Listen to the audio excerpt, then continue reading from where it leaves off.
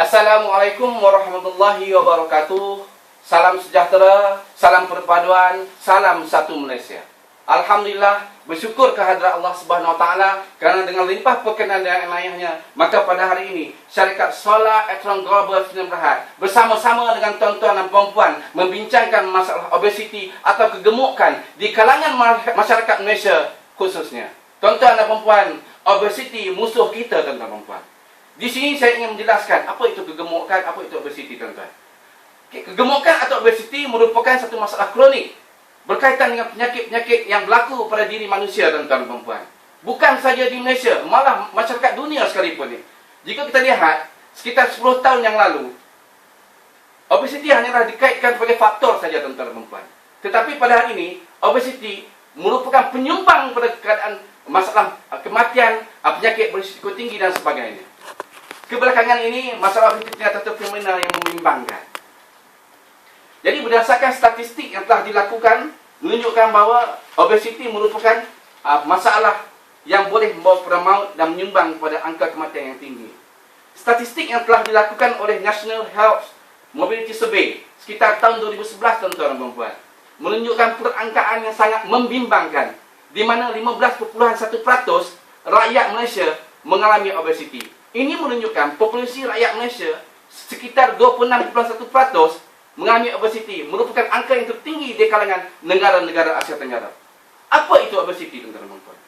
Obesiti bermaksud mempunyai kadar lemak yang berlebihan dan akan menyebabkan masalah-masalah berkaitan dengan masalah-masalah risiko penyakit.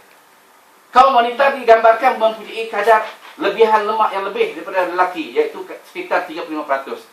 Manakala lelaki 25% saja, tuan-tuan dan puan. Jadi banyak faktor, tuan-tuan dan puan, yang boleh menyebabkan berlakunya obesiti. Yang pertama, masalah faktor umur, yang meningkat. Yang kedua, gender.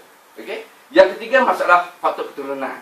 Yang keempat, masalah aktiviti radah kurang sangat, tuan-tuan dan puan. Yang kelima, masalah psikologi. Amalan makanan yang sihat tidak diamalkan. Dan yang keenam, masalah pengambilan ubat-ubatan seperti pil perancang, steroid, ubat kuat dan sebagainya, tuan-tuan. Ini sangat bahaya, tuan-tuan dan puan.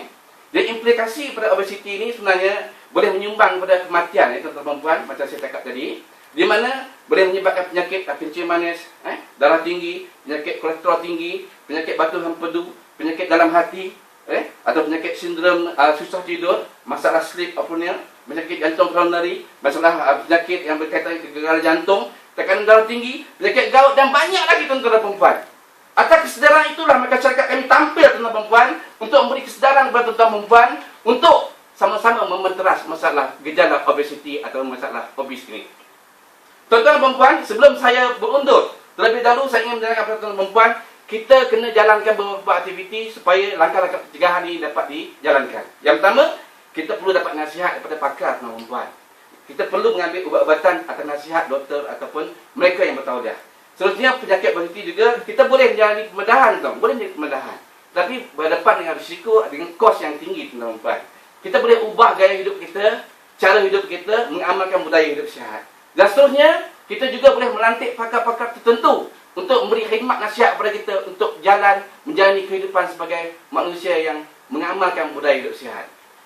Sebelum saya berundur diri, tuan-tuan dan puan, sebentar lagi sama-sama kita bolehlah berbicara lagi bersama-sama dengan staf-staf saya yang ada di belakang sana. Tuan-tuan dan puan boleh berjumpa secara khusus untuk meminta nasihat, khidmat, nasihat dan sebagainya.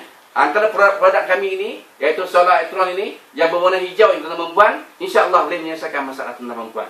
Manakala klaim ini pula, tuan-tuan dan puan, tuan-tuan dan puan boleh gunakan bahagian sapuan, tuan-tuan dan puan. InsyaAllah, mudah-mudahan masalah ini akan dapat diselesaikan. Jadi, atas moto kita pada hari ini, cegah sebelum parah. Saya rasa setakat ini saja. Sekian, wabillahi taufiq wal hidayah. Wassalamualaikum warahmatullahi wabarakatuh.